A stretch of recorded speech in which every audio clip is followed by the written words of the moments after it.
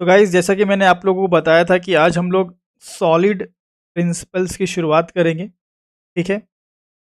And मैं इस पूरी लाइव चैट में आपको सॉलिड प्रिंसिपल समझाऊंगा कि क्या होता है। ठीक है, सॉलिड प्रिंसिपल क्या होता है, सॉलिड स्टैंड्स फॉर व्हाट। ठीक है, एंड सॉलिड प्रिंसिपल्स में जो डिफरेंट डिफरेंट प्रिंसिपल्स हैं वो कब यूज़ होते हैं, क्यों यूज़ होते हैं, उनके क्या बेनिफिट्स हैं, एवरीथिंग। तो ये आज हम लोग का पार्ट 1 है। ठीक है। इसी तरह लाइव स्ट्रीम करके अगर अच्छा आप लोगों ने सपोर्ट दिखाया तो ऐसे ही लाइव आते रहेंगे एंड नए नए कंसेप्ट्स भी आपको समझाते रहेंगे। Okay, so yes Mahesh, it is very important for interview purpose as well as project development. जब आप प्रोजेक्ट को डेवलप डेवलप करने जाते हो तब भी सॉलिड प्रिंसिपल बहुत ज़रूरी है, अदरवाइज आपका जो कोड है वो बहुत ही कॉम्प्लेक्स हो जाता है। अगर प्रॉपर आपने अपने प्रोजेक्ट के अंदर सॉलिड प्रिंसिपल्स यूज़ नहीं किया है तो प्रोजेक्ट आपका स्केलेबल नहीं होगा, प्रोजेक्ट आपका कॉम्प्लेक्स होगा, प्रोजेक्ट को टेस्ट करना मुश्किल हो जाएगा। प्रोजेक्ट में कोई अपडेट करना मीन्स रीडेबिलिटी ख़राब हो जाएगी, मेंटेनेबिलिटी इशू आएगा। तो प्रोजेक्ट में आपके बहुत सारे इश्यूज आने लगेंगे। छोटे मोटे प्रोजेक्ट जब हम करते हैं, फॉर एग्जांपल हम एक नॉर्मल क्रेड ऑपरेशन कर रहे हैं तो हमें उतना प्रॉब्लम समझ में नहीं आती है कि एक्चुअली गलत जब हम डिज़ाइन पैटर्न का यूज़ करते हैं, गलत प्रिंसिपल्स का यूज़ करते हैं तो क्या प्रॉब्लम आ सकती है। लेकिन जैसे जैसे आपका प्रोजेक्ट बड़े लेवल पे जाता है, जैसे जैसे प्रोजेक्ट आपका हाई लेवल पे जाएगा, वैसे वैसे प्रॉब्लम आना शुरू होने लगती है। तब हमें समझ में आता है कि नहीं यार, हमने जो तरीके से कोड किया हुआ है वो सही नहीं है। फिर एक बार जब आप अ, हज़ारों लाइन ऑफ कोड लिख देते हो तो वापस से उसको चेंज करना बहुत मुश्किल होता है। दैट इज़ व्हाई इंटरव्यूअर जो है वो आपसे ये एक्सपेक्ट करता है पहले से ही, बिफोर कि वो आपको डिप्लॉय करे प्रोजेक्ट पे, वो आपकी सॉलिड प्रिंसिपल की नॉलेज चेक करेगा ताकि आप प्रोजेक्ट को एकदम मतलब मेस्ड अप ना कर दें। सॉलिड प्रिंसिपल अगर आपको पता होगा तो आप अपने प्रोजेक्ट को मॉड्यूलर रखेंगे। ठीक है, तो टाइम हो गया है। ठीक है, तो हम लोग शुरुआत करते हैं सॉलिड प्रिंसिपल की। ठीक है। ओके, तो जैसा कि मैंने आप लोग को बोला था कि आज लाइव स्ट्रीम में हम सॉलिड प्रिंसिपल की बात करेंगे। तो सबसे पहले ये समझना होगा हमें कि सॉलिड प्रिंसिपल का मतलब क्या होता है, व्हाट इज सॉलिड। तो देखो, सॉलिड प्रिंसिपल क्या है, ये एक ऑब्जेक्ट ओरिएंटेड डिज़ाइन प्रिंसिपल है, या आप बोल सकते हो कि ऑब्जेक्ट ओरिएंटेड का एक डिज़ाइन गाइडलाइन है। ठीक है। अगर आप इस गाइडलाइन को, इस प्रिंसिपल को object oriented programming language like Java में अगर यूज़ करते हो तो आपका एप्लीकेशन जो है वो काफ़ी इजी टू मेंटेन होगा। आपका एप्लीकेशन बहुत आसानी के साथ स्केल किया जा सकेगा।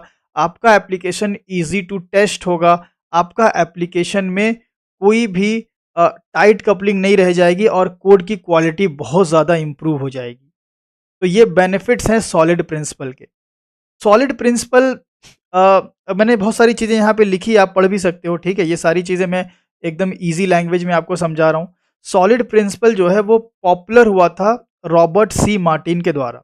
ठीक है, जिनको जिनको अंकल बॉब भी बोला जाता है। ठीक है। मैं आपको एक बात बता दूं कि कुछ आर्टिकल्स में या कुछ बुक्स में आपको ऐसा मिल सकता है, आर्टिकल्स में तो मैंने पढ़ा है कि रॉबर्ट सी मार्टिन ने सॉलिड प्रिंसिपल की खोज की थी, इन्वेंट किया था। ऐसा नहीं था भाई, इन्वेंट वगैरह नहीं इन्होंने किया था। सॉलिड प्रिंसिपल जो है ना, ये एक है क्या, बेसिकली एक प्रोग्रामिंग करने का तरीका है, अप्रोच है, और ये अप्रोच पहले से मौजूद था। रॉबर्ट सी मार्टिन ने क्या किया, इन अप्रोचेस को टुगेदर कंपाइल करके एक कंसेप्ट की शक्ल में हमारे सामने दिया, जिसको बोला गया सॉलिड प्रिंसिपल्स।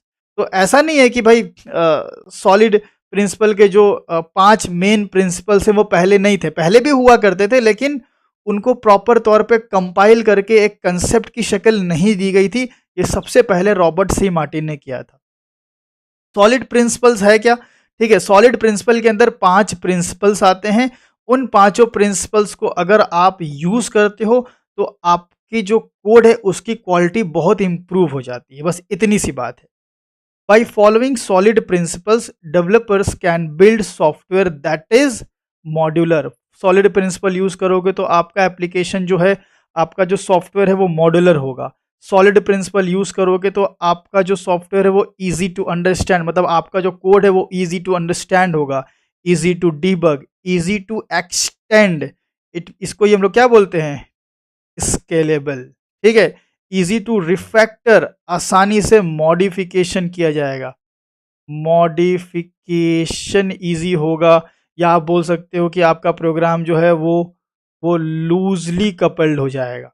ठीक है, लेस एरर प्रोन होगा जब हम कुछ चेंजेस परफॉर्म करेंगे। तो सॉलिड प्रिंसिपल के बहुत सारे बेनिफिट्स हैं।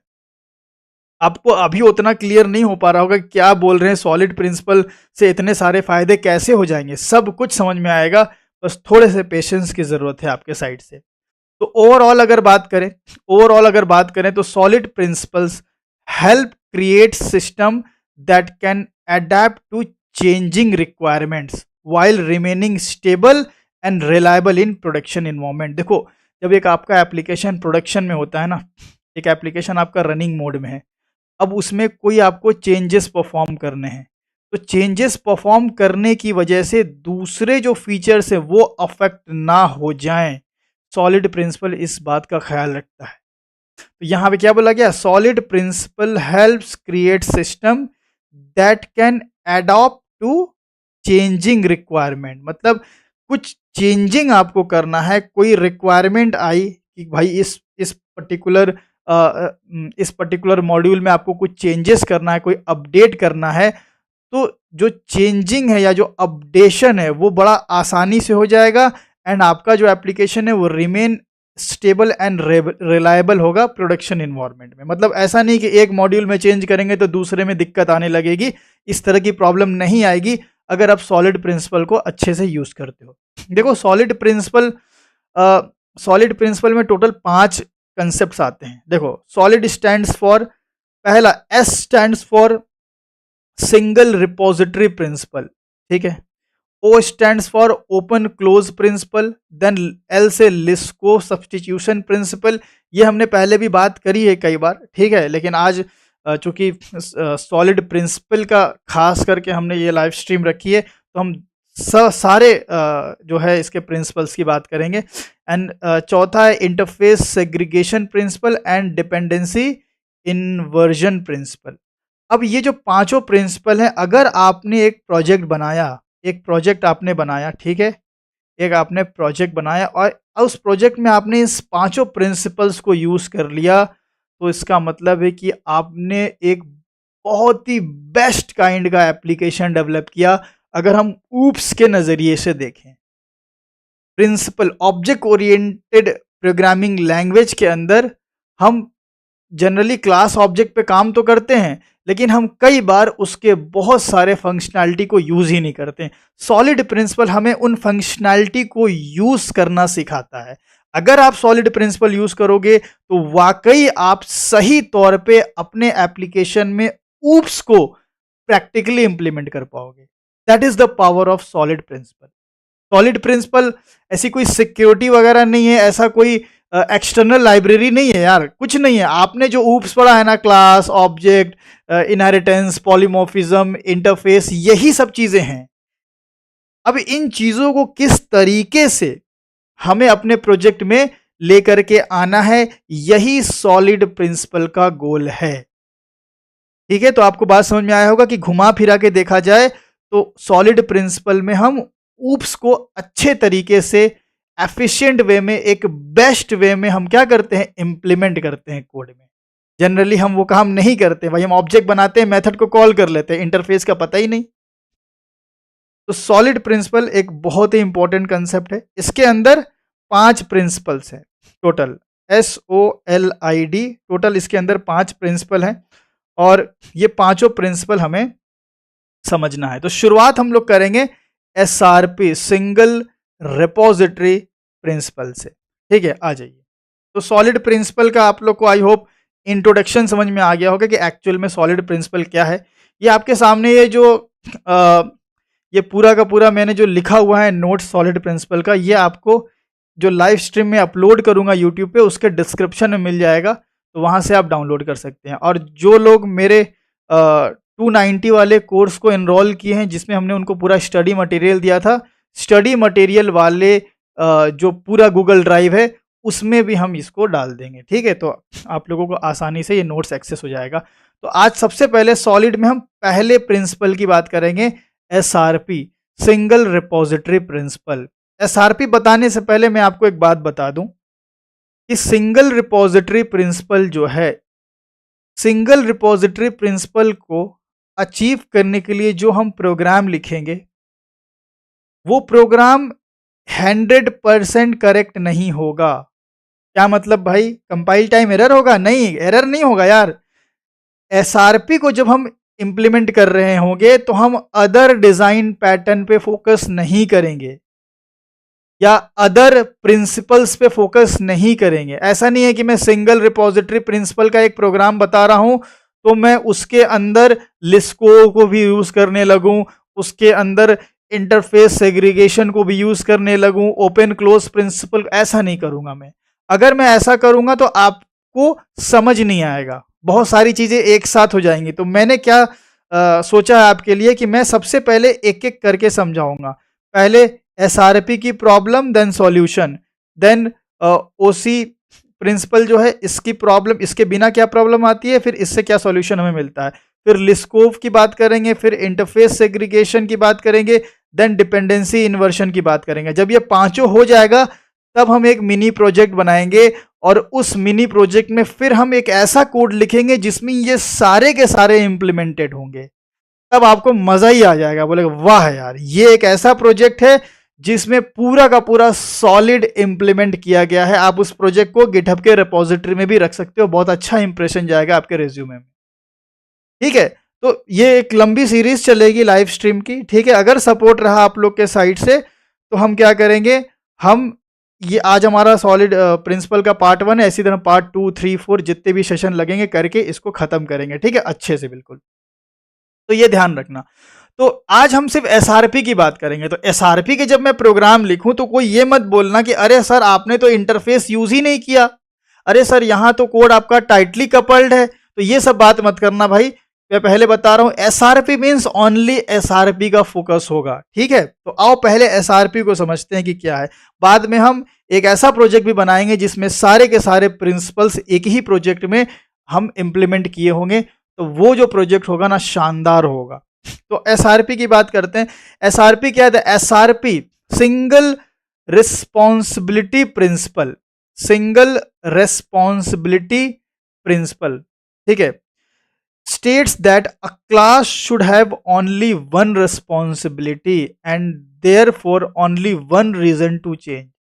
मतलब जब बिगनर्स मेरे पास आते हैं ना पढ़ने के लिए तो वो बोलते हैं कि सर आप ऐसा क्यों कर रहे हो कि बार बार डिफरेंट डिफरेंट क्लास बना रहे हो। मैं कैसा करता था, अगर कोई अब मेरे से लाइव सेशन में पढ़ा है, यूट्यूब वगैरह पे मेरे वीडियो देखा है, तो मैं एक बनाता हूँ हमेशा लॉन्च, फिर एक बनाता हूँ मान लो यूजर, फिर एक बनाता हूँ मैं एम्प्लॉय। इस तरह से मैं क्या करता हूँ, डिफरेंट डिफरेंट क्लासेस को बनाता हूँ। डिफरेंट डिफरेंट क्लासेस में क्यों बनाता हूँ, इसके पीछे बहुत सारे रीजन है। मॉड्यूलैरिटी है, देन इसी में हम लोग आगे चल के लूज कपलिंग वगैरह अचीव करते हैं, बहुत सारे रीजन है।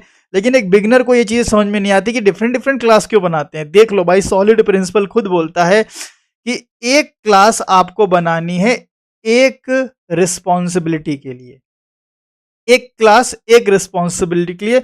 दो रिस्पॉन्सिबिलिटी है तो दो क्लास बनेगी, ठीक है। अभी मैं इसको और अच्छे समझाऊंगा, पहले मैं थोड़े यहां से पढ़ लेता हूं। In other words, a class should focus on performing one specific task or functionality rather than handling multiple concerns। Solid principle में जो SRP ये बोलता है कि जब भी आप एक क्लास बनाते हैं, ठीक है, तो उसमें आप एक ही कोई रिस्पॉन्सिबिलिटी देंगे उसको, ठीक है, एक ही कोई रिस्पॉन्सिबिलिटी देंगे, एक ही रिस्पॉन्सिबिलिटी देंगे। क्योंकि इसके पास एक ही रिस्पॉन्सिबिलिटी है तो इस क्लास में अगर कोई मॉडिफिकेशन करना हुआ तो एक ही रीजन होगा उसको मॉडिफाई करने का। एग्जाम्पल के तौर पे मैं बताता हूं कि एक क्लास है, इसका नाम है यूजर सर्विस। ठीक है, यूजर सर्विस को हमने एक ही रिस्पॉन्सिबिलिटी दी कि तुम यूजर मैनिपुलेट कर सकते हो। यूजर सर्विस को मैंने क्या रिस्पॉन्सिबिलिटी दी? User manipulation. यूजर मैनिपुलेशन मतलब वो इंसर्ट कर सकता है किसको? वो इंसर्ट कर सकता है किसको? यूजर को। वो रीड कर सकता है किसको? मैनिपुलेशन में रीड नहीं ऐसे आता, पर डाल सकते हो इसमें। डिलीट कर सकता है किसको? यूजर को। अपडेट कर सकता है किसको? यूजर को। या वो रीड भी कर सकता है मैनिपुलेटेड चीजों को देखने के लिए। तो यहां पे आप मुझे बताइए कि यूजर सर्विस को मैंने एक रिस्पॉन्सिबिलिटी दी है यूजर मैनिपुलेशन, तो जितने मेथड है वो सब यूजर से रिलेटेड हैं। मतलब insert user, delete user, update user, read user. तो एक ही रीजन होगा ना इसको चेंज करने का। अगर अगर मैंने रिस्पॉन्सिबिलिटी दी है यूजर मैनिपुलेशन, तो इसमें अगर कल को मुझे कोई चेंजेस करना हुआ तो रीजन क्या होगा? रीजन होगा यूजर मैनिपुलेशन, है ना। यूजर मैनिपुलेशन ही मतलब अगर इस क्लास के अंदर कल को कोई मुझे चेंज करना है तो मैं यूजर मैनिपुलेशन से ही रिलेटेड चेंजेस करूंगा ना, बाकी चीज तो इसके अंदर है ही नहीं। तो एसआरपी ये बोलता है कि ऐसी क्लास बनाओ कि एक क्लास के अंदर एक ही रिस्पॉन्सिबिलिटी हो। ध्यान रखना, यहां पे ये नहीं बोला गया है कि एसआरपी का मतलब होता है कि एक क्लास के अंदर एक ही स्पेसिफिक मेथड हो। भाई एक क्लास के अंदर एक मेथड, फिर क्या मतलब ही क्या हो गया? ये कतई मतलब नहीं है कि एसआरपी का कतई ये मतलब नहीं है कि एक क्लास के अंदर एक मेथड। एक क्लास के अंदर अनगिनत कितने भी मेथड हो सकते हैं। मतलब कहने का मतलब है कि कितने भी फाइनाइट नंबर ऑफ मेथड्स हो सकते हैं, 50, 100, 60, 70, लेकिन जो सारे मेथड है वो एक ही डोमेन से रिलेटेड होने चाहिए, एक ही रिस्पॉन्सिबिलिटी होनी चाहिए। जैसे insert user, delete user, update user, read user by ID, read user by name, read user by age, है ना, delete user by name, delete user by ID. ऐसे एन नंबर ऑफ मेथड्स हो सकते हैं, लेकिन वो सिर्फ यूजर मैनिपुलेशन से रिलेटेड है। आप मुझे बताओ, आप लोग रिस्पॉन्ड करना चैट बॉक्स में, मैं चाहूंगा कि आप लोग रिस्पॉन्ड करें। यहां पे क्या हो कि अगर मैं इसके अंदर एक मेथड बना दूं, एक मेथड बना दूं सेंड मैसेज, क्या ये एसआरपी के खिलाफ है या एसआरपी को सपोर्ट करेगा ये मेथड? अगर मैंने इसके अंदर बना दिया सेंड मैसेज नाम का मेथड, यहां पे जो यूजर सर्विस है इसके अंदर हमने क्या बना दिया? ये तो सारे यूजर मैनिपुलेशन से रिलेटेड मेथड थे, लेकिन एक एक्स्ट्रा मेथड आ गया सेंड मैसेज। तो क्या ये अब सिंगल रिस्पॉन्सिबिलिटी को हैंडल कर रही है क्लास, या इसने एक दूसरी रिस्पॉन्सिबिलिटी भी ले ली? यूजर मैनिपुलेशन के अलावा इसने एक और रिस्पॉन्सिबिलिटी क्या ले ली? मैसेज हैंडलिंग, है ना, अगेंस्ट एसआरपी हो जाएगा। तो दैट इज द प्रॉब्लम। और जनरली हम क्या करते हैं? हम इस बात का ख्याल ही नहीं रखते हैं। अगर आपने ऐसा किया तो प्रॉब्लम क्या आएगी? बहुत सारी प्रॉब्लम आएगी। When a class is responsible for more than one behavior, अगर एक क्लास के अंदर एक से ज्यादा बिहेवियर हो, मैंने कोड लिखा हुआ है आपके लिए, मैं आपको दिखा देता हूं। मैंने आपके लिए प्रॉपर कोड लिखा हुआ है। मैं एक क्लिप्स पे आपको स्विच करता हूं, ठीक है, एक क्लिप्स पे आपको स्विच करता हूं। सी एंड यहाँ पे मैंने देखो, यहाँ पे मेरे पास यहाँ लॉन्च है, ठीक है, एंड एक यूजर सर्विस है। अभी यूजर सर्विस जो मेरी क्लास है, मैंने कोड पहले से लिखा है आपका टाइम सेव करने के लिए। मेरे पास यूजर सर्विस एक क्लास है। इस यूजर सर्विस के अंदर हमने क्या रखा है? देखो, इस यूजर सर्विस के अंदर हमने रखा है, यहाँ पे अगर आप ध्यान दोगे तो एक है जनरेट रिपोर्ट, एक है सेंड मैसेज, और एक है रीड यूजर। मतलब यार नाम क्लास का है यूजर सर्विस, बट इस यूजर सर्विस क्लास के पास हमने तीन तीन रिस्पॉन्सिबिलिटी दे दी। पहली रिस्पॉन्सिबिलिटी क्या दे दी? पहली रिस्पॉन्सिबिलिटी दे दी report, report manipulation, report manipulation, ठीक है। दूसरी रिस्पॉन्सिबिलिटी हमने इसको क्या दे दी? मैसेज, मैसेज हैंडलिंग, ठीक है, message handling. Message handling, and तीसरी हमने इसको रिस्पॉन्सिबिलिटी क्या दे दी, यूजर मैनेजमेंट। यहाँ पे रीड कर रहा है ना, तो रीड करने का मतलब भाई यूजर से रिलेटेड हो गया। तो तीसरी हमने जो दे दिया, या मैं बोलूँ कि यूजर मैनिपुलेशन बोल सकता हूँ इसको, यूजर मैनिपुलेशन। तीन तीन रिस्पॉन्सिबिलिटी मैंने दे दी। अगर मैं ऐसे तीन तीन रिस्पॉन्सिबिलिटी दे देता हूं तो क्या जरूरी है कि कल को तीन ही मेथड होगा? भाई यूजर के और मेथड होंगे, कल को भाई डिलीट यूजर भी बनेगा, इंसर्ट यूजर भी बनेगा, अपडेट यूजर भी बनेगा। सिर्फ यूजर से ही रिलेटेड मान लो 25 मेथड हैं, सिर्फ यूजर से रिलेटेड 25 मेथड्स आ गए। मैसेज हैंडलिंग, क्या एक ही मैसेज होगा? कल को और ज्यादा मैसेज नहीं आ सकता भाई? बल्क मैसेज का एक मेथड आ गया, इनक्रिप्टेड मैसेज का एक मैसेज आ गया, ईमेलिंग का एक मैसेज, मतलब अलग अलग मेथड आ गए। तो आज एक मेथड है, कल को और भी आएंगे। तो यहां पे मान लो कि जो मैसेज सेंडिंग से रिलेटेड, मैसेज हैंडलिंग से रिलेटेड मेथड है वो हो गए 10 हो गए मान लो, ठीक है। रिपोर्ट है, आज आप जनरेट कर रहे हो रिपोर्ट, कल डिलीट करोगे, अपडेट करोगे, रीड करोगे। एक्सेल फॉर्मेट में रिपोर्ट जनरेट कर सकते हो, पीडीएफ फॉर्मेट में रिपोर्ट जनरेट कर सकते हो। सिर्फ रिपोर्ट मैनिपुलेशन से हो सकता है आपके पास 15 मेथड हो। तो टोटल कितना हो गया? 25, 10, 35 और 15, 50। तो आपके क्लास के अंदर 50 मेथड्स हो गए। और ऐसा नहीं कि 50 यार एक ही रिस्पॉन्सिबिलिटी को लिए हुए हैं, अलग अलग रिस्पॉन्सिबिलिटी के मेथड हैं। इससे क्या हो गया? आपका कोड कॉम्प्लेक्स हो गया। सॉलिड प्रिंसिपल इसी चीज से हमें रोकता है। जैसा कि हमने यहाँ पे लिखा हुआ है, अगर आप ध्यान देंगे, यहाँ पे अगर आप देखो वन नोट के अंदर, यहाँ पे हमने क्या लिखा हुआ है कि when a class is responsible for more than one behavior, अगर एक क्लास रिस्पॉन्सिबल है एक से ज्यादा बिहेवियर के लिए, when a class is responsible for more than one behavior, changes made for one responsibility can unintentionally affect other responsibility। ऐसा हो सकता है कि हम जा रहे हैं भाई सेंड मैसेज में, मैसेज वाले रिस्पॉन्सिबिलिटी में कुछ चेंजेस करने, बट गलती से कुछ दूसरे वाले कोड चेंज हो जाएं। ऐसी पॉसिबिलिटी, क्योंकि कॉम्प्लेक्स बहुत ज्यादा होगा। तो इससे क्या होगा? Increasing the risk of bugs, regression issue and system instability. System instable हो जाएगा, क्योंकि जो जो मेथड पहले सक्सेसफुली रन कर रहे थे, आपने गलती से उनमें कुछ छेड़खानी कर दी, भाई चला चलाया आपका मॉड्यूल खराब हो गया। हमने आपको अभी अभी क्लास दिखाई, अब भाई आप सेंड मैसेज में कोई चेंज करने गए थे, गलती से आपने रीड यूजर में कुछ प्रॉब्लम परफॉर्म कर, चेंजेस परफॉर्म कर दी, जिससे क्या हो गया भाई? यूजर मैनिपुलेशन तो खराब ही हो गया ना। तो इसीलिए एक क्लास के अंदर एक रिस्पॉन्सिबिलिटी होनी चाहिए, सो दैट कोड में मॉड्यूलैरिटी अचीव हो। प्रॉपर तरीके से आपको जहां जिस एरिया में काम करना है वही क्लास खोल के बैठे आप। रिग्रेशन प्रॉब्लम क्या होता है? रिग्रेशन प्रॉब्लम ये होता है कि अगर हम अपने कोड में कोई चेंज करते हैं, because of new update old features break, कोई नई चीज हम ऐड ऑन करने जाते हैं जिसके वजह से पुराने जो कोड है वो अफेक्ट हो जाते हैं। तो जब एक ही क्लास में सब कुछ भरे रहोगे तो टाइट कपलिंग तो होगी ही।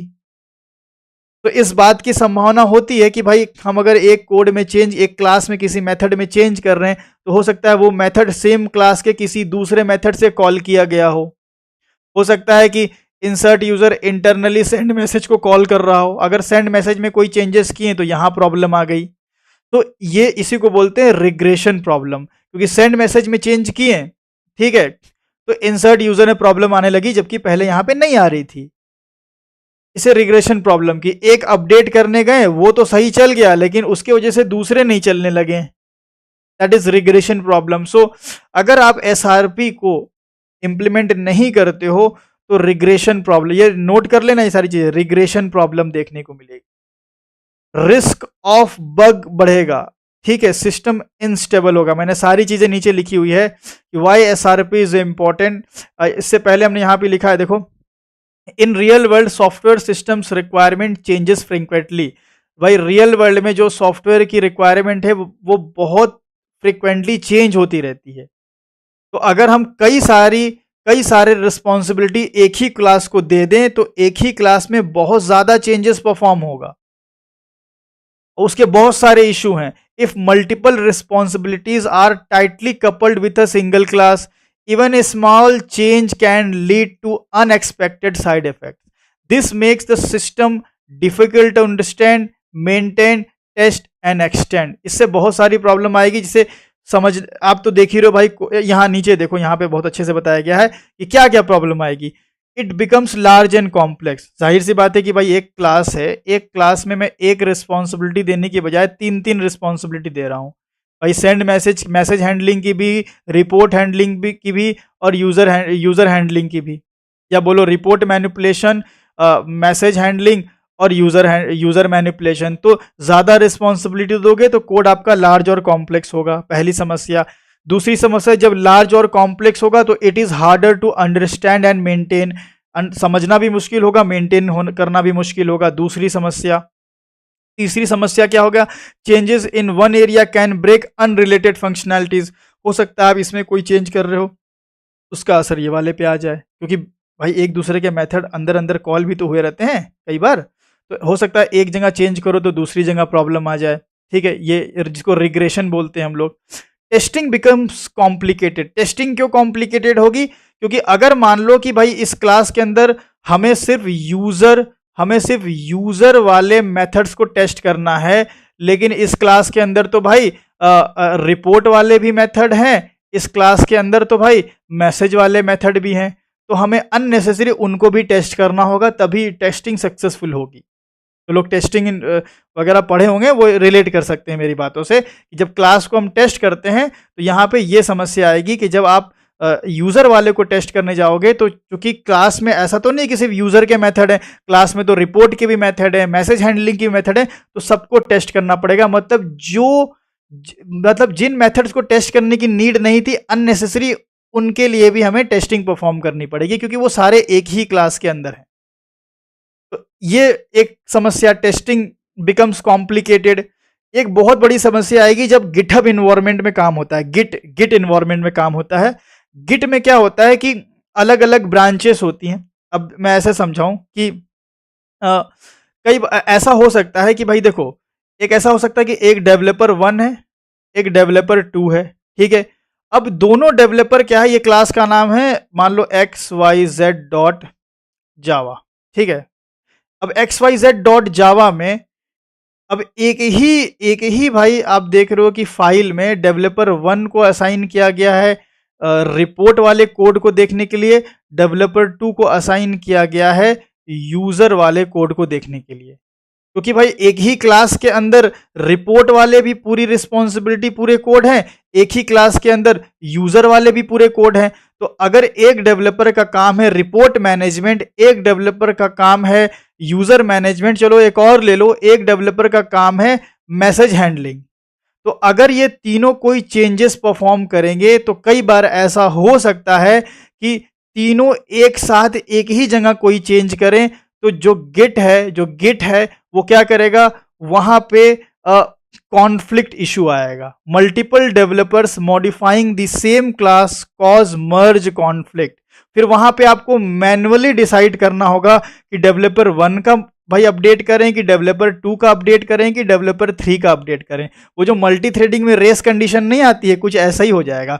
और रेस कंडीशन में तो ऐसा होता है कि जब 3 यूजर किसी एक रिसोर्सेस को एट ए टाइम चेंज करने पहुंच जाते हैं, तो वहां पे कोई एक विन होता है और बाकी को नेग्लेक्ट कर दिया जाता है। लेकिन गिट में ऐसा नहीं होगा, गिट में अब मैन्युअली पूछा जाएगा कि भाई डेवलपर 1 का चेंज करना है कि 2 का करना है कि 3 का करना है। तो अगर आप एक ही .java फाइल में बहुत सारी रिस्पॉन्सिबिलिटीज डाल दोगे, तो जाहिर सी बात है भाई डिफरेंट रिस्पॉन्सिबिलिटी को डिफरेंट डेवलपर्स हैंडल करेंगे, तो वहां पे मर्ज कॉन्फ्लिक्ट का इशू आएगा। तो ये भी एक बहुत बड़ी प्रॉब्लम है जब हम एसआरपी को वायलेट कर देते हैं। एसआरपी को मद्देनजर न रखते हुए हम इसको इग्नोर करते हुए कोड लिखेंगे। छोटे मोटे कोड में पता नहीं चलता है, लेकिन बड़े लेवल पे बहुत सारी समस्या आती है। And then final, the risk of production failure increase. भाई प्रोडक्शन में फेलियर्स फिर बहुत आते हैं।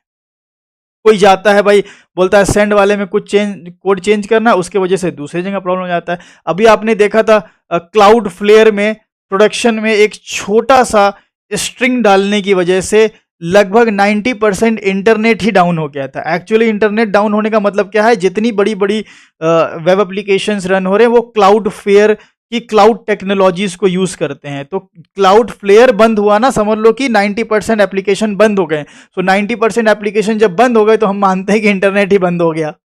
ऐसा नहीं था इंटरनेट बंद हो गया भाई, कुछ जो क्लाउड फेयर से डिपेंडेंट नहीं है वो स्टिल चल रहे थे, बट प्रोडक्शन में ऐसे इशू नहीं आने चाहिए। और वो कोई बहुत बड़ी प्रॉब्लम नहीं थी, एक छोटी सी स्ट्रिंग की प्रॉब्लम थी। एक आप जाकर रिसर्च करोगे तो आपको पता चलेगा। तो कहने का मतलब है कि एसआरपी देखने में तो बहुत हल्की सी चीज है, लेकिन आप इसको जब वॉयलेट करते हो तो आगे चल के बहुत बड़ा सरदर्द बन जाता है। तो गोल ऑफ एसआरपी क्या है? सिंगल मैं गलती से इसको यार रिपोजिटरी बार बार बोल देता हूं, मैं स्प्रिंग बूट पढ़ा पढ़ा के ना रिपोजिटरी, तो कभी मैं गलती से रिपोजिटरी बोल दूं तो समझ जाना कि मेरा टंग स्लिप हो गया है। तो single responsibility principle, the goal of single responsibility is to separate different behaviour into different classes. यही गोल होता है कि डिफरेंट बिहेवियर को डिफरेंट डिफरेंट क्लासेस में भाई डिवाइड कर दो, so that each class has a single well-defined responsibility, has only one reason to change, can be modified without impacting other part of the system। मतलब एक line में बोलूँ ना तो यार मॉड्यूलैरिटी, जो हम हमेशा ऊप्स में आपको बोलते रहते हैं, this leads to a design that clean, modular and resilient to change. कि आपका क्लीन होगा, मॉड्यूलर होगा और कोई भी चेंज करने से कोई प्रॉब्लम नहीं आने वाली। तो key benefits single responsibility principal की, बग्स रिड्यूस होंगे, रिग्रेशन इशू नहीं आएगा। रिग्रेशन मैंने समझाया अभी अभी। कोड भाई अच्छे से मॉड्यूलर होगा तो रीडेबल भी होगा, मेंटेनेबल भी होगा, टेस्टिंग इजी होगी, टीम कोलेब्रेशन अच्छा होगा। ऐसा नहीं कि भाई एक ही कोड में सब घुस रहे चेंज करने। अब कैसा होगा भाई, एक एक जावा की फाइल है रिसोर्स के लिए, एक जावा की फाइल है मैसेज हैंडलिंग के लिए, एक जावा की फाइल है यूजर मैनेजमेंट के लिए। तीनों डेवलपर्स अपनी अपनी जगह काम कर रहे हैं, अच्छे से कोलैबोरेशन होगा एंड मॉड्यूलर वे में, एक अच्छे वे में काम होगा, मोर स्टेबल प्रोडक्शन सिस्टम यहां से डिजाइन होगा। तो ये सब चीजें ही तो पढ़ी जाती हैं यार सिस्टम डिजाइनिंग में। सिस्टम डिजाइनिंग के अंदर ही सॉलिड प्रिंसिपल है।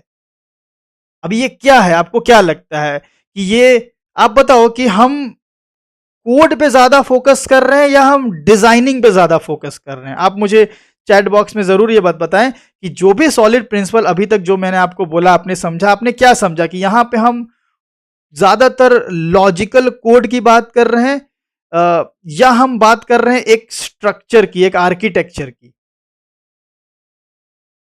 तो जाहिर सी बात है कि हम यहाँ पे किसकी ज़्यादा बात करें, एक आर्किटेक्चर की बात कर रहे हैं कि किस तरीके से कोड लिखना चाहिए। तो ये कहीं ना कहीं डिज़ाइन जो हम लोग पढ़ते हैं ना, high level design, low level design, वो उसके अंदर भी सॉलिड प्रिंसिपल का एक टॉपिक हमारा रहता है सिस्टम डिज़ाइन वगैरह के अंदर। ठीक है, चलो अब कॉमन मिसअंडरस्टैंडिंग के बारे में हमने यहाँ लिख दिया है। अक्सर जो हमने शुरू में बोल दिया था कि वन क्लास वन मेथड, ऐसा नहीं है भाई। One class can have multiple method as long as all methods are related to the same responsibility. ठीक है, जैसे करेक्ट अंडरस्टैंडिंग देखो, यहाँ जैसे यूजर क्लास है, अब उसके अंदर क्रिएट यूजर है, अपडेट यूजर है, ठीक है, डिलीट यूजर है, तब तो ठीक है। अब वहीं पे अगर मान लो एक क्लास है, उसके अंदर क्रिएट यूजर है, सेंड ईमेल है, जनरेट रिपोर्ट है, तो गलत है। ठीक है, तो मल्टीपल मेथड होना प्रॉब्लम नहीं है, multiple method of different responsibility होना प्रॉब्लम है। ठीक है, तो ये पूरा मैंने आपको अब इसी को अगर भाई एसआरपी में कन्वर्ट किया जाए तो कैसे कन्वर्ट किया जाएगा इस प्रॉब्लम को? इसके लिए हम 3 क्लासेस बना देंगे। इससे अच्छा है कि मैं इक्लिप्स में आपको लेके चलूं, जहां पे आपको और अच्छे समझ में आएगा। तो ये हमारा इक्लिप्स ओपन हो गया। ठीक है, एंड मैं यहाँ क्या करता हूँ, ध्यान से समझिएगा। यहाँ सबसे पहले तो हमने ये जो बनाया हुआ है, ये तो आप देख रहे हो कि भाई ये पूरा का पूरा एसआरपी का वायलेशन है। यहाँ पे पूरा मिक्स्ड है, कॉम्प्लेक्स है। अब इसका सॉल्यूशन देखो, मैंने सॉल्यूशन यही बना के रखा है com.mainApp SRP के अंदर। यूजर सर्विस के अंदर क्या था भाई, एक रिपोर्ट से रिलेटेड मेथड था, एक मैसेज हैंडलिंग से रिलेटेड था, एक यूजर मैनिपुलेशन से था, मैंने क्या किया, मैंने यूज़र सर्विस में यूज़र मैनिपुलेशन वाला मेथड डाल दिया, रिपोर्ट वाला रिपोर्ट क्लास के अंदर डाल दिया और मैसेज वाला मैसेज क्लास के अंदर डाल दिया। मतलब 3 क्लास के पास 3 रिस्पॉन्सिबिलिटी दे दी। अब कल को अगर मुझे मैसेज से रिलेटेड और भी मेथड चाहिए तो मैं मैसेज वाली क्लास में डालूंगा, रिपोर्ट से रिलेटेड और मेथड चाहिए तो मैं रिपोर्ट वाली क्लास में डालूंगा, यूज़र से रिलेटेड और मेथड चाहिए तो मैं यूज़र सर्विस वाली क्लास में डालूंगा। ऐसे मैंने अपनी क्लास के अंदर एक ही रिस्पॉन्सिबिलिटी रखा, यूज़र मैनेजमेंट। यहाँ पे आप बोल सकते हो रिपोर्ट मैनेजमेंट या मैनिपुलेशन, यहाँ आप बोल सकते हो मैसेज हैंडलिंग।